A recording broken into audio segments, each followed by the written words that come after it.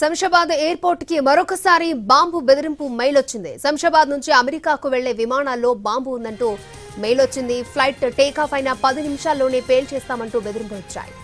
Bomb పేలొద్దంటే $1 million మొత్తం ఇవ్వాలని హెచ్చరికలు వచ్చాయి. అప్రమత్తమైన అధికారులు ఎయిర్పోర్ట్లోని అన్ని ప్రాంతాలను తనిఖీ చేశారు. బెదిరింపు మెయిల్స్ పంపిన వ్యక్తిని అమెరికాకు చెందిన జాస్పర్ పకాట్ గా గుర్తించారు.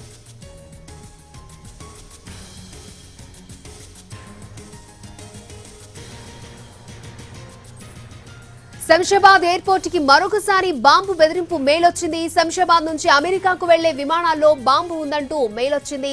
ఫ్లైట్స్ టేకాఫ్ అయిన 10 నిమిషాల్లోనే పేల్చేస్తామంటూ బెదిరింపులు వచ్చాయి.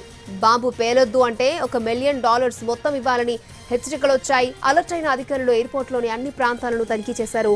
బెదిరింపు మెయిల్ పంపిన వ్యక్తిని అమెరికాకు చెందిన జాస్పర్ పకాట్ గా గుర్తించారు.